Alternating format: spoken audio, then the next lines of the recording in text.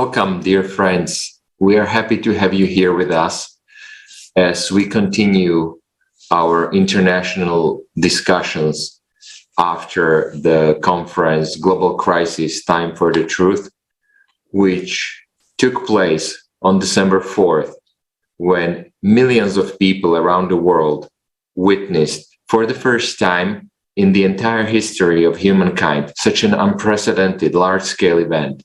This conference united people from 180 countries in a 12-hour live broadcast that uncovered the most relevant and vital topics of our contemporary society, such as the catastrophic situation in our ecology, the mind-blowing facts about the real reasons of climate change, and such a shameful side of consumer society as human slavery.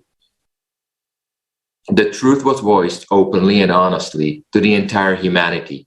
People stopped being silent as time for the truth has come. This conference was organized by volunteers and simultaneously interpreted into 100 languages.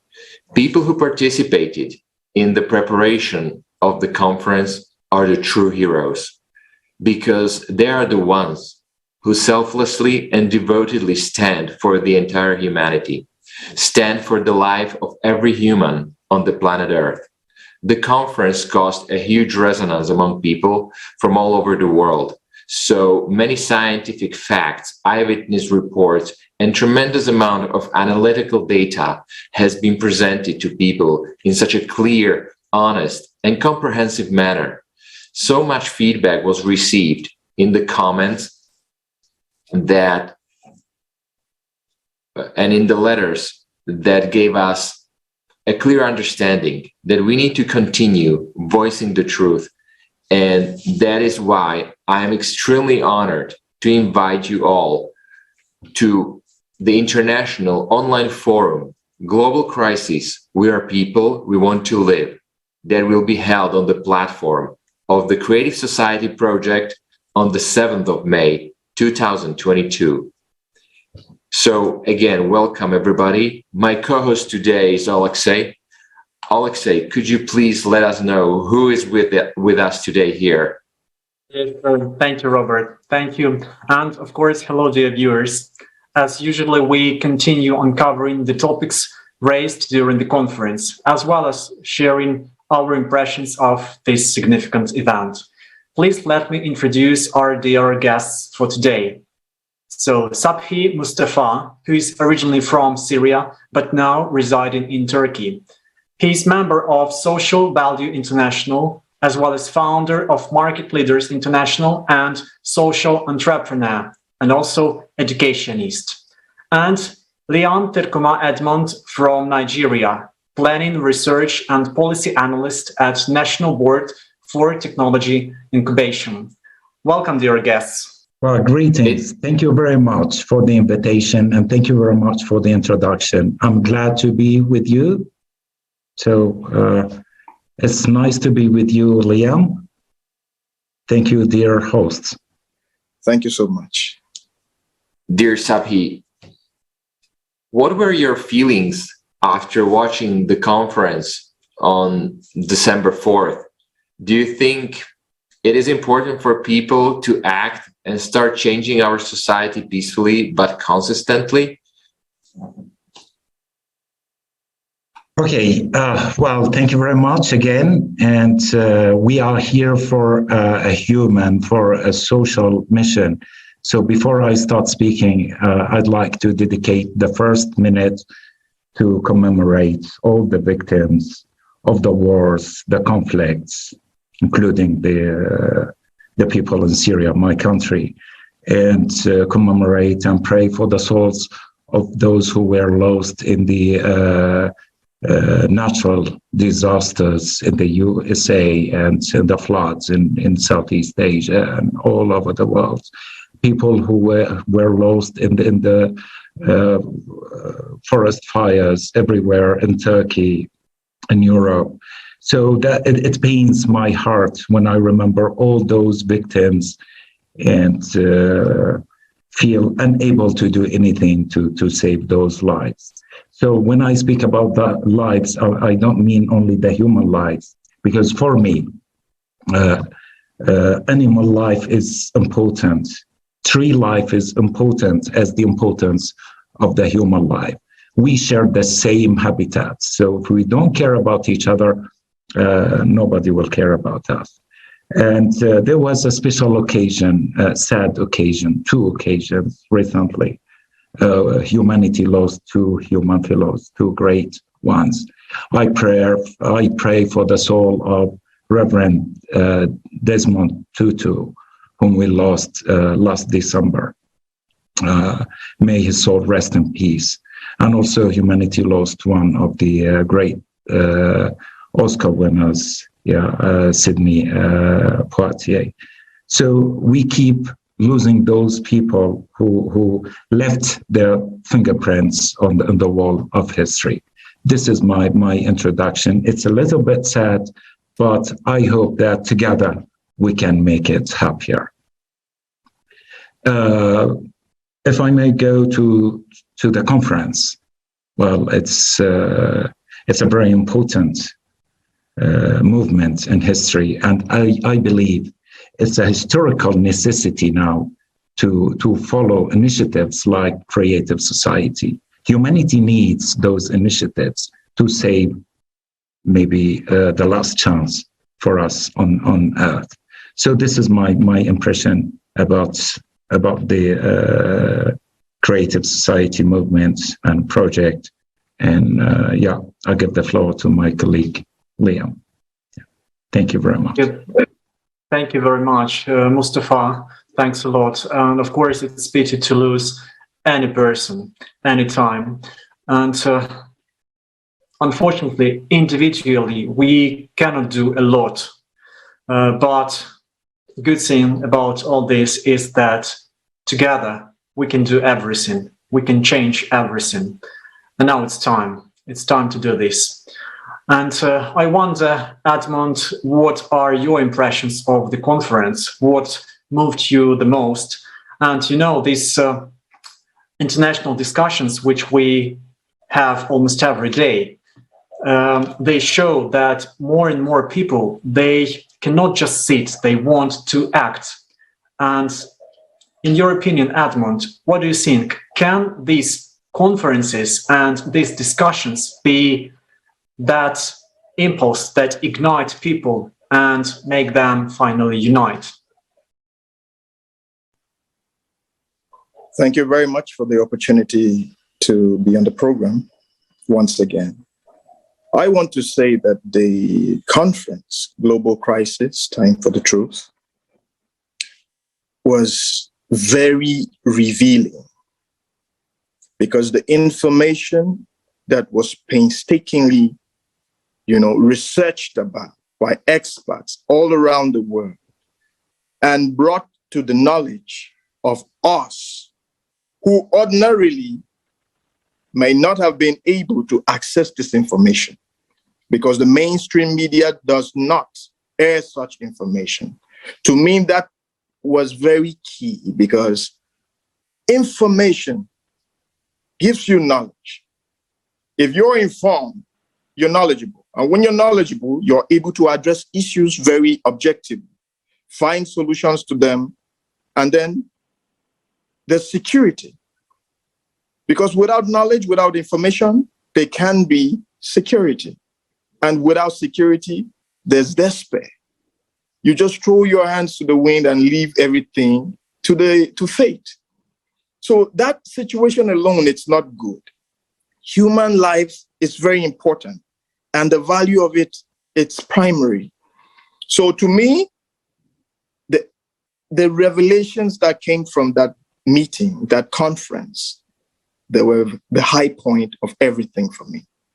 Because in there, I could identify on practical basis issues that are going on even in my country, Nigeria, issues that I am firsthand aware of.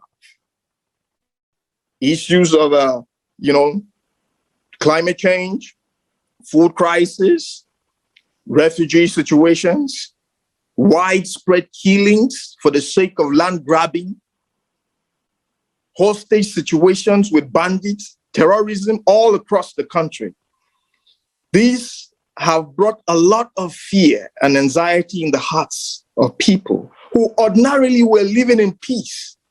They were content with life, even without the very sophisticated equipments and extravagant forms of modern day living. They were content to live as communal people in peace, upholding the value of the human life above every other thing else.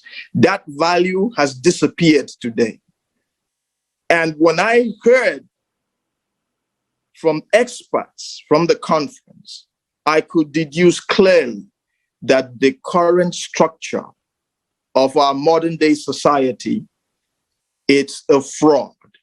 It's a structure that is built on inequality, injustice, wickedness, and profiteering at the expense of human life. That, to me, is a no-no. And the prospects of building a creative society is what has spurred me on, because I see a ray of hope where society can clearly deviate from this current trend of destructive existence, where we can have a more meaningful life and leave that for posterity and the world at large. We will check whether Edmond is able to come back and continue, because his speech was very touching to me. I could feel his pain. It's quite important to listen to him and to hear what he says. Yes, thank you. So the information was very explicit regarding alternative sources of energy, particularly green energy, the implications of the creation of these sources. In the meanwhile, we can continue with our discussion. And I just wonder, Mustafa, what were the most touching, stressing, shocking moments in the conference for you? I mean, Yeah, well, this is a very tough question to answer because all the topics in the conference are equally important to me. And I cannot say this is less important than the other ones. But maybe I'm a little bit subjective in here. So I'll speak about two interesting points for me. The first point is about the situation of refugees. And the other one is about the climate change action. So two important topics for me. The others are equally important, but I don't have the expertise and I can't cover all these points. So I'd like to start with the personal situation of a refugee. The Syrian refugee crisis is a world crisis. It's a global crisis. And the desperate lifeboats started landing on the British coast. The Iraqi crisis, refugee crisis, impacted as far as Australia and Canada. So the refugee crisis is a global challenge. The whole world is counting and calculating the impact of these refugee waves on the world's economy and society and so on. I'm not going to speak numbers because, honestly speaking, we are fed up with being treated like numbers. 4 million refugees, Syrian refugees in this country, 3 in that country. And, well, we're not numbers, we are human beings. So inside each one of us, inside each digits of these million numbers, there is a human being, there is a soul.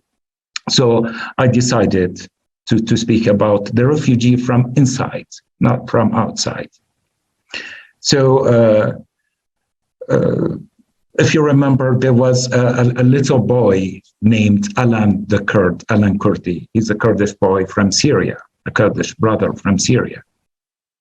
just a little boy who tried with his family to reach safety in Europe, but he was drowned by the Aegean Sea. And I thought to myself, well, who knows what loss was this? He might have been somebody like Steve Jobs or somebody like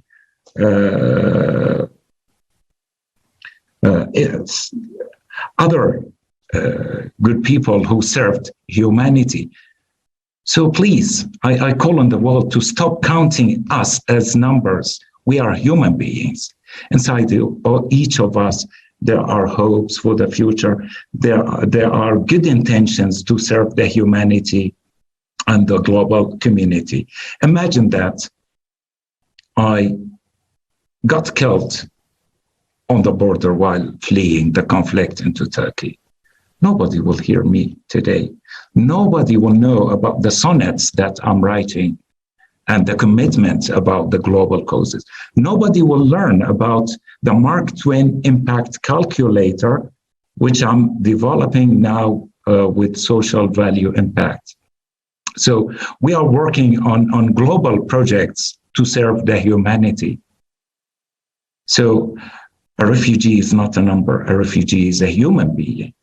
And the best thing that we can do is to help those refugees in their homelands.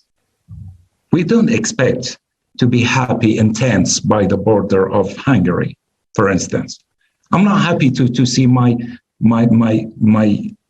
Syrian compatriot getting tripped by the camera woman on the Hungarian border.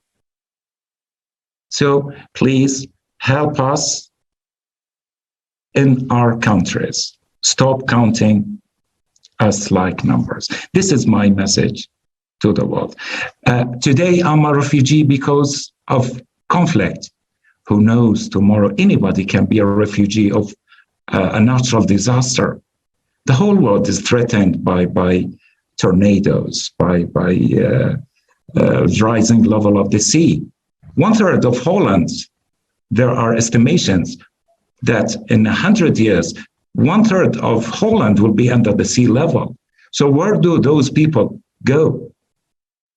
So let's unite facing this challenge. This is my message, and this is what I want to speak about. Yeah, I'm happy that our friend Liam is here. So let's make use of his presence. Yeah, you can get me anytime you want. Yeah. Sorry for the break in network. Okay, so I was talking about the alternative sources of energy and the seeming hype about it, because we are made to understand that it's 100% green energy. But from what we gathered from the conference, I learned that it's not 100% green. It has other components that are not renewable at all. And then how do you dispose of this at the end of the day? So it brings us back to the same point, the very beginning again of the whole problem. So they are not really addressing the issue per se. They're only profiteering out of it. They're only making money out of it. So that alone is deception to me. And I found it something that we need to really talk about so that people will know, and then we'll find more creative ways of arriving at the solution of energy on our planet. Thank you. Thank you. Now, we will look deeper into these topics. We will look deeper into these topics right after the short video that we will have a look now about the conference.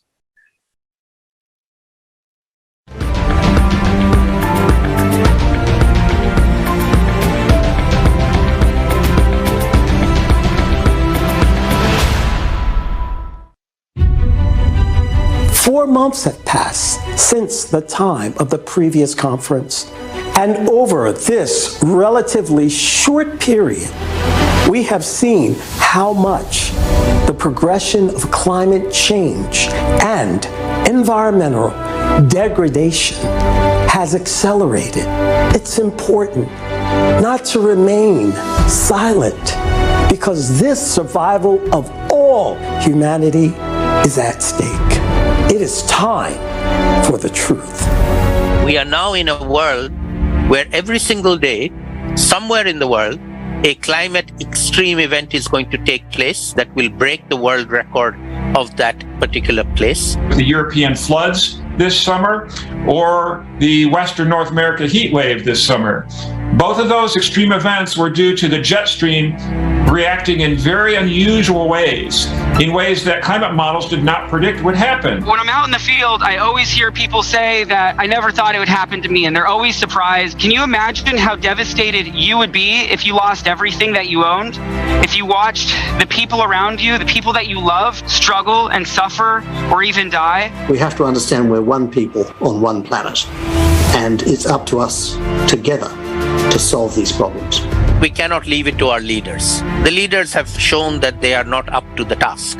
The leaders think of themselves as leaders of their own country. They don't care about the rest of the world. The problem right now is we've all surrendered a certain amount of our power to centralized authority, and they're trying to use that to take over everything. And they've been using this excuse of anthropogenic global warming in order to try to consolidate their wealth and control. So we've got to just completely abandon and expose that. The discussion about the climate is narrowed down to the reduction of CO2 and global warming gases. And I think the problem is much broader than that. There's a widespread belief that climate change is a result of human activity. This is reflected in the 5th and the 6th report of the Intergovernmental Panel on Climate Change. But these beliefs are wrong. The world's governments, through the UN, formed the UN Framework Convention on Climate Change. Now, you would think that would be studying climate change, but they specified that you study the human causes of climate change. So they ruled out all natural factors. They said, no, we're not going to study whether the sun plays a role. We're not going to study whether volcanoes play a role. We're not going to study whether ocean current shifts play a role. And we really don't understand clouds, so we're not going to count them much. What we're going to study is human CO2 emissions, because that's what we can get a handle on. That's not the way science is supposed to work. Anthropogenic global warming is a grandiose scientific scam of the 20th century. Green energy is not green at all. And wind power is not green because wind farms require enormous amounts of concrete and metal to construct, disturb wildlife, harm human health with noise pollution, kill hundreds of thousands of birds each year, pollute our air and water supply. We pay high prices for something that will never meet our needs. We need to build a humanity that lives like a beehive, and we have to build a society that puts human life first. If we combine our scientific, technological, and intellectual resources, we can solve the problem of climate change. If we fail, we face the real possibility that if we don't get our act together and start preparing for this cataclysm, we face the very real possibility of extinguishing human life on the Earth.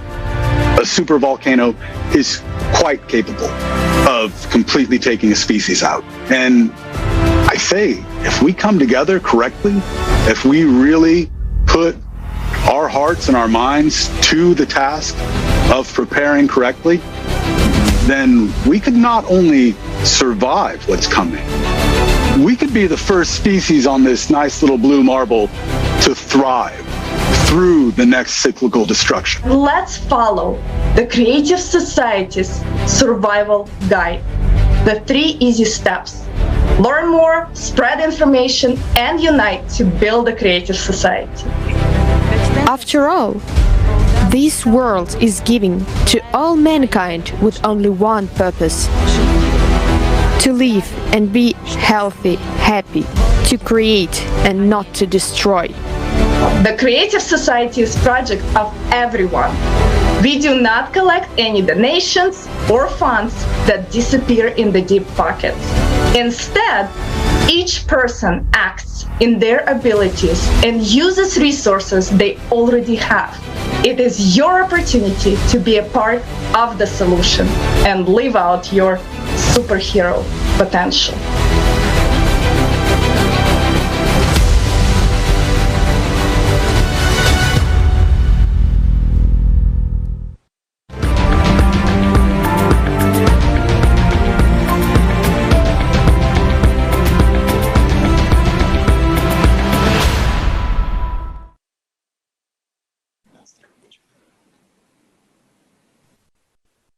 Yes, definitely. We can all be heroes, but we need to start acting right now if we want to be in time before it's too late. And today, for various reasons, too many people have already had to leave their native cities, villages, countries, and even continents. Even official figures are too high, but the truth is that a lot of people have not been recognized as refugees at all. Though they had to move far away from their homes, they lost everything, and too many of them even lost their lives. For some individuals, some groups of people and organizations, such people are just inconvenient circumstances that spoil their statistics or their plans. And that's it. Nobody cares about these people. It's if they don't even exist, on this planet. Of course, this should not happen in a normal society. And it's obvious that it can't go on like this anymore. But the truth is that if we don't do something about it right now, we all will become refugees. I mean, those few of us who may survive when the climate goes completely crazy. Mustafa, you've already touched the topic of refugees. You've already touched your story. We know that you are a refugee and you left your home.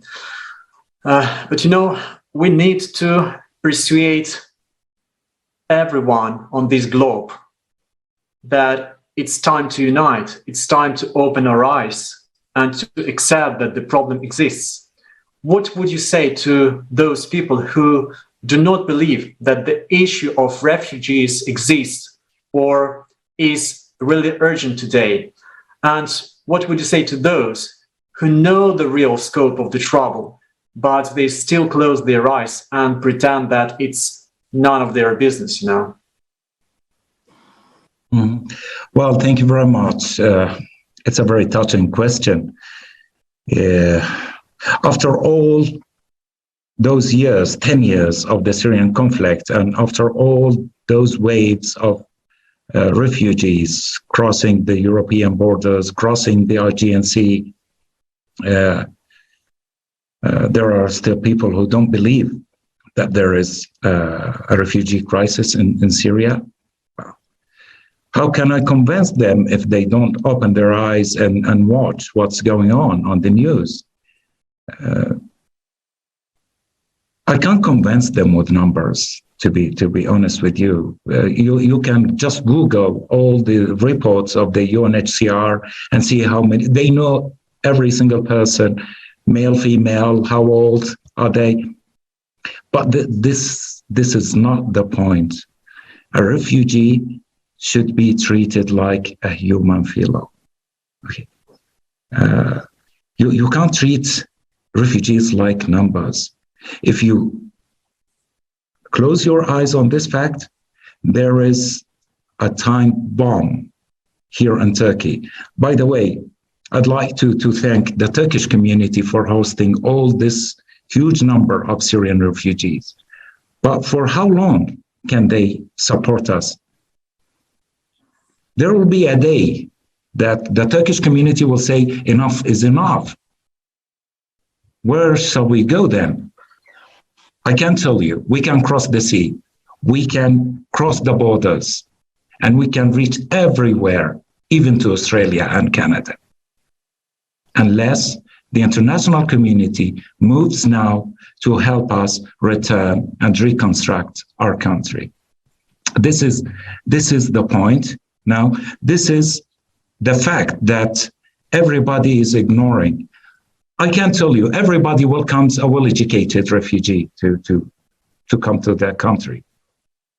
Okay, come and help us learn and educate the youth here in this country, and then they can go. An educated refugee is better than extremist refugee.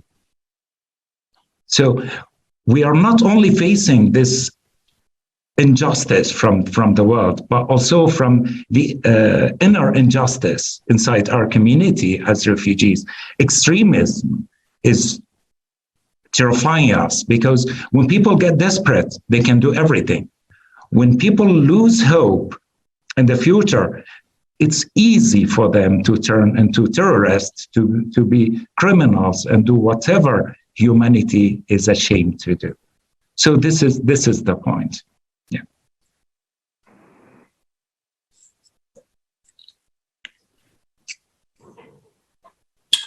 Yes, I agree with you, because the refugee crisis is facing everybody. Everybody's facing the refugee crisis, whether you are on a receiving end or the other side. Another part of the refugees, that is another continent that has a lot of refugees, is also Africa. And it is important to bring truthful information to people.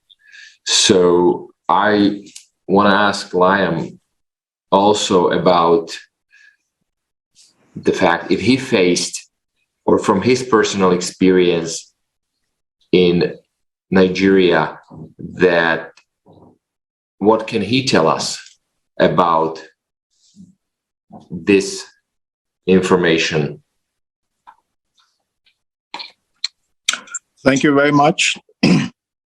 Well, in Nigeria, for over 10 years now, the activities of terrorist organizations, particularly in the northeast of Nigeria, that is Borno State, Yobe State, and all the neighboring states, their activities have completely displaced people from their ancestral homes, killed a lot of them, and made human life virtually nothing at all, virtually nothing. You find a young boy strapped with bombs and pushed into a mosque or pushed into a public place to blow up human beings. All for what? For power? For show of force? For ideological differences? You know? So the thing is it's so rampant. The government is doing its best. It's fighting it. A lot of resources have been pumped in that direction, but yet, compared to what is being given to arrest the situation, the magnitude, the scale of the crisis is much. Then you have the farmer headers situation there.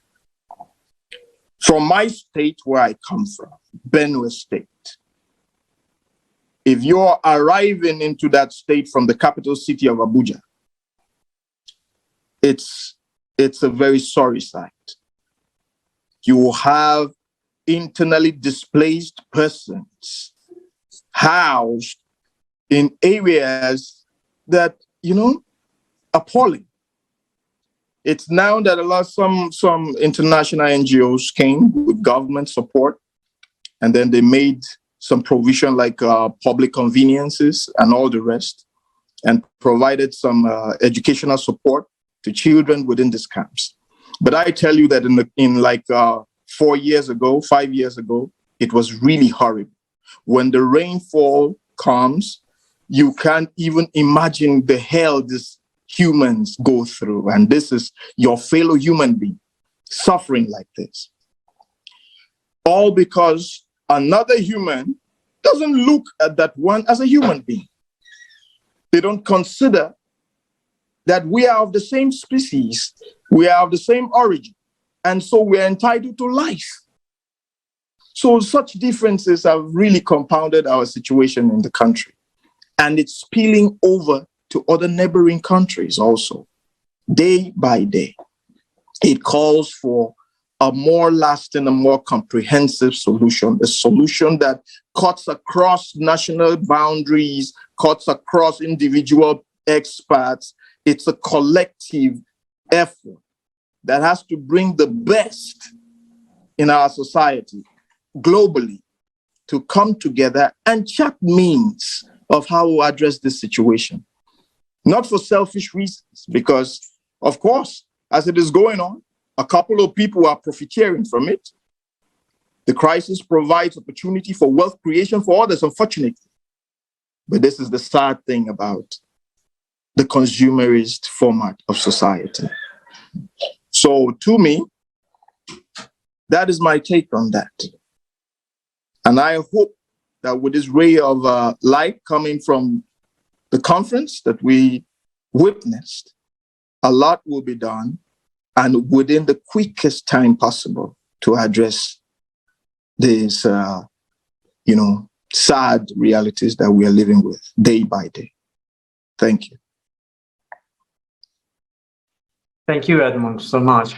And I suggest that now we watch a short video about the film which was presented at the conference. This film was prepared by volunteers of the Creative Society project, and this film is about refugees. We touched this topic several times during our international discussion today, so I believe that it will be very interesting and useful for our viewers to get some more understanding about what film was presented at the conference.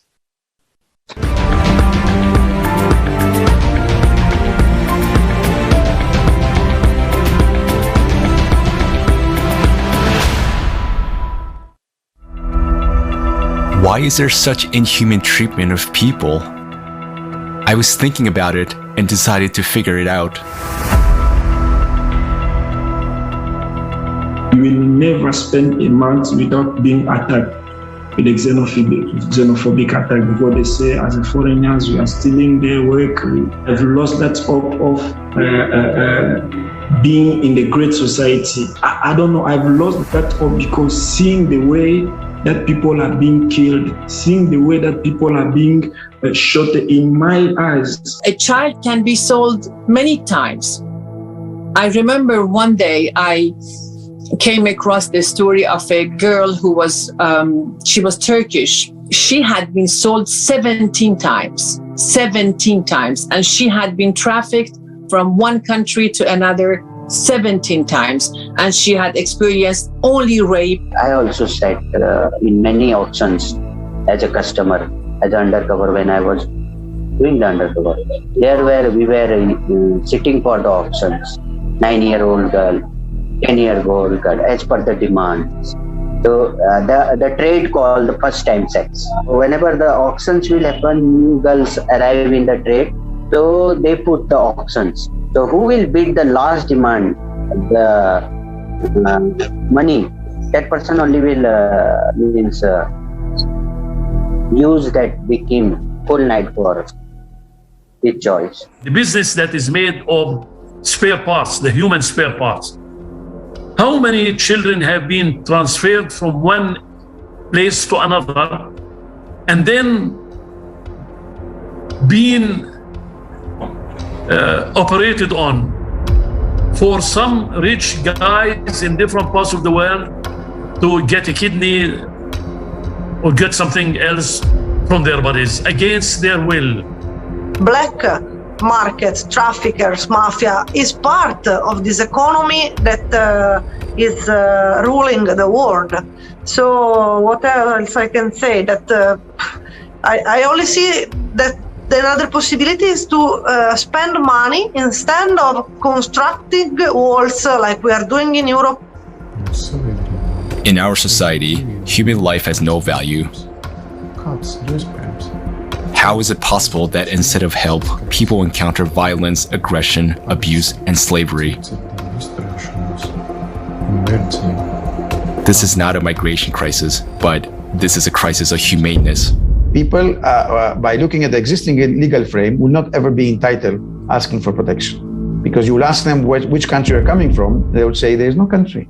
I had a country called X, but the country now is underwater. Or I had a village and this village is being totally destroyed or disappearing. It turns out that there are still no effective programs for the resettlement of refugees. For so many years, the United Nations has been working. For so many years, the Refugee Rights Commission has been working. So many humanitarian organizations and NGOs around the world have been working, but there are no working, established or adopted programs on how to work with these refugees. There are none. And the Refugee Commission itself admits this. Now refugees are forced to leave their homes. They face condemnation and cruelty. They are left alone with their misfortune because of the consumerist format of society. Tomorrow's climate catastrophes could be upon us as well. Answer yourself honestly. Are you ready to face what refugees face? Are you sure you won't be in their shoes? That you and your loved ones won't have to go through what they're going through.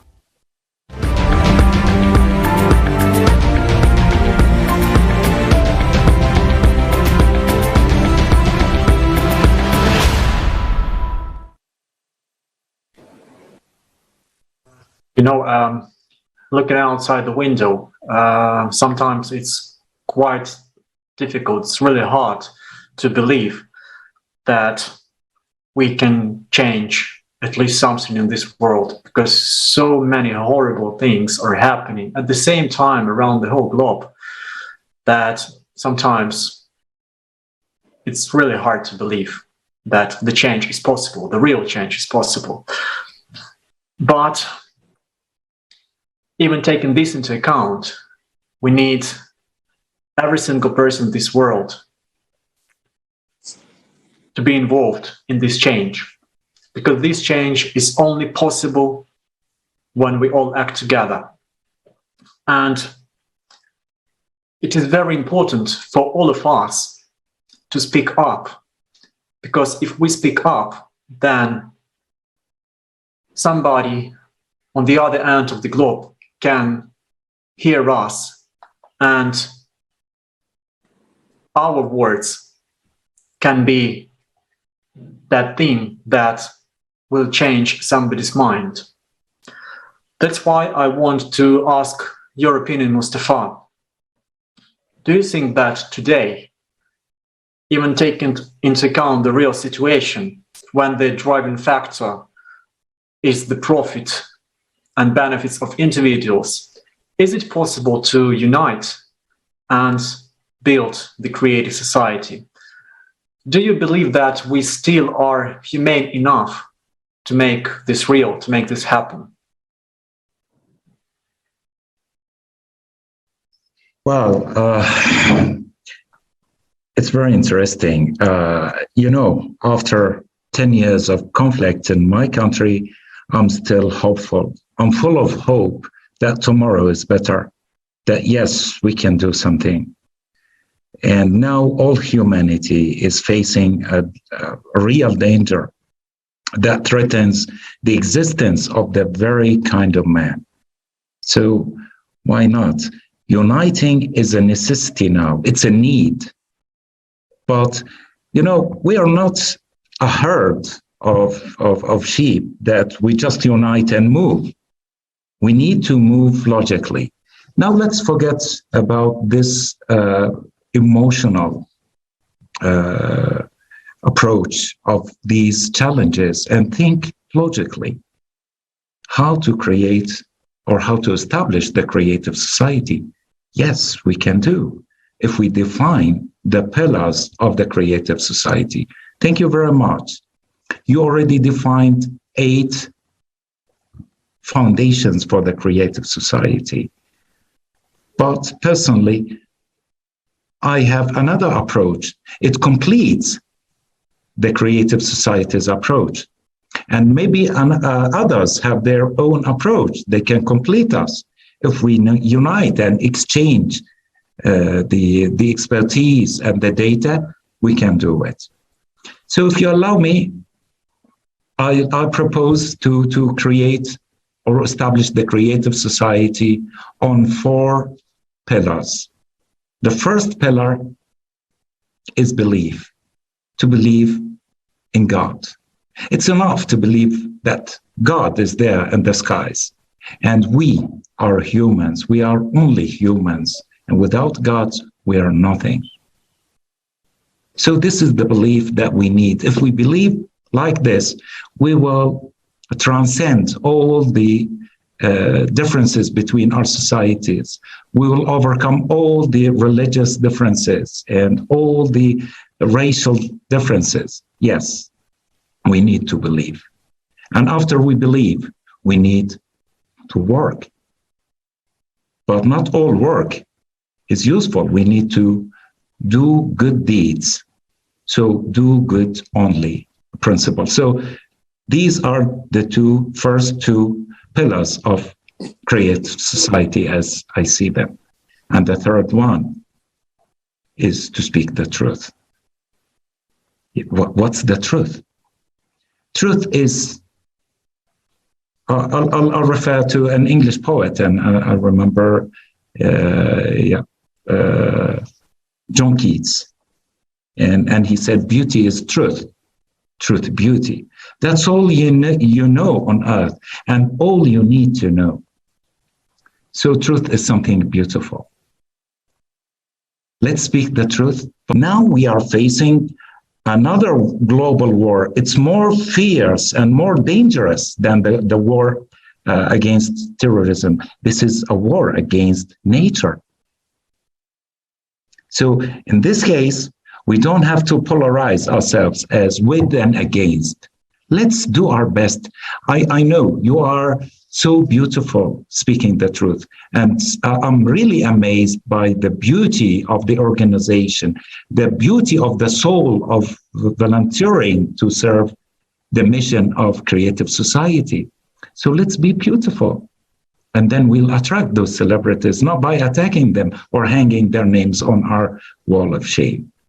And I'm sure they are doing their part.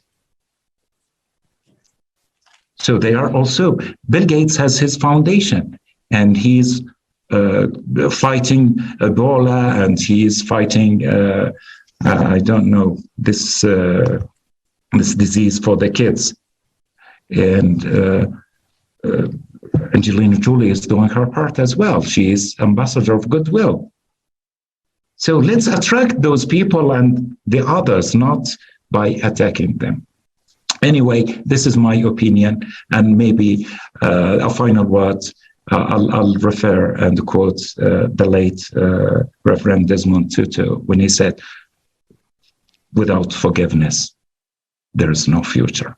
Yes, I understand your point, and that's why that's why in the conference we said that we will give it even a bigger effort to persuade everybody and to attract everybody to help us build the creative society, even the celebrities.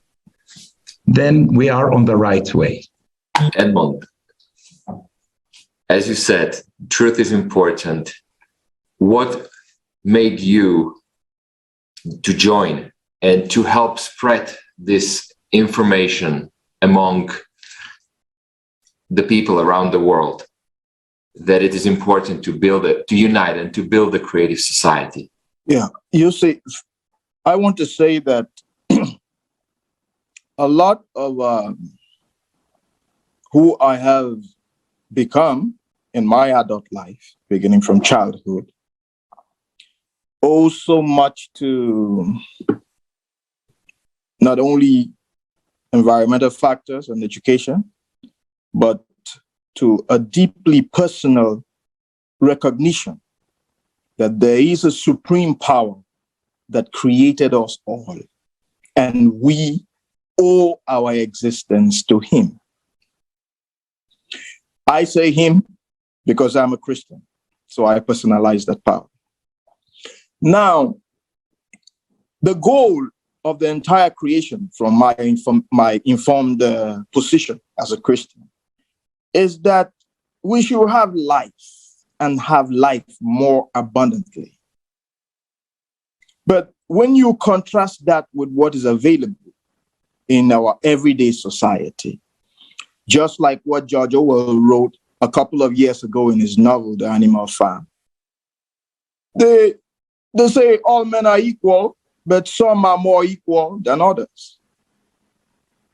So you see a stratification of society along power greeds, and this stratification is dangerous. But sadly, that's the way the nature of consumer society is, because you can not have everybody at the same level of intellectual advancement, at the same level of moral advancement.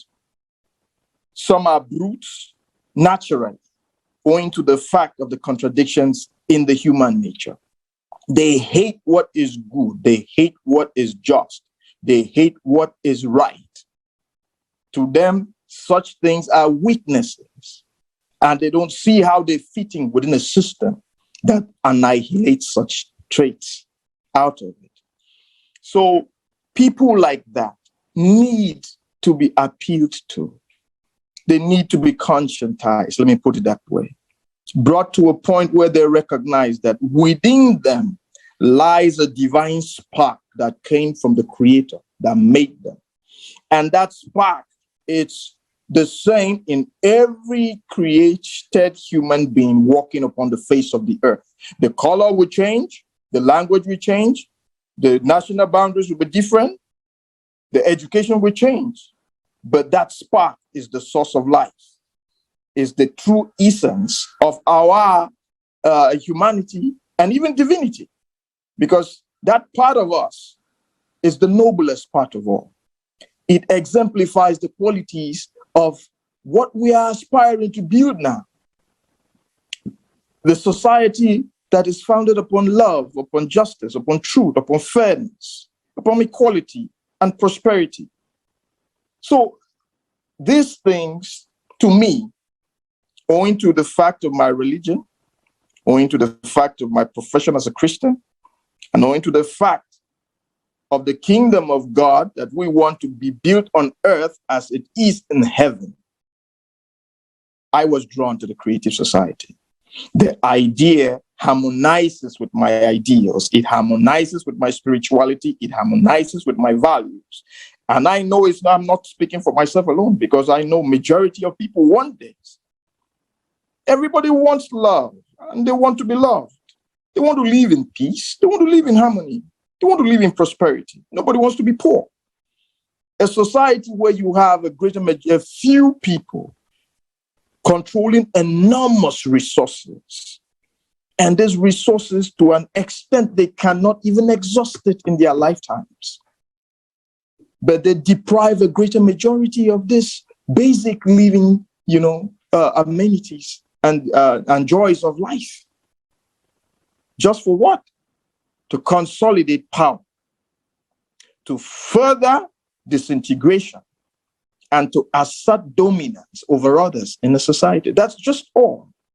So if we have an alternative whereby these power relations will be put in their right perspective, because I know that there is nowhere on the face of the earth where you have 2 or 3 human beings come together that you will not have a question of power relations. There has to be that. Someone knows more than another. Someone is stronger than another. And the stronger one would definitely want to naturally exert his power over others. But when you now appeal to the most subtle and noble aspects of the human, we begin to bring a sort of reorientation, a sort of enlightenment, a sort of understanding to the basic things that unite us all. That we can still have our differences. We can still have our strengths and our intellectual powers and our monies and all that. But then if we recognize that within each of us, there beats a heart and life that came from one single creator, we will be able to come together and build a society that we'll be proud of and we'll be happy to live in. So to me, this is what drew me closer. Some, even if it dominates them, there are moments of reclusion where they sit down and introspect. And in such moments, they penetrate deep to that source of life that is resident deep within us all. And there they hear the voice of truth. They hear the promptings of right. They get the stirrings of justice. And they are ennobled, even if they do not want to pursue it.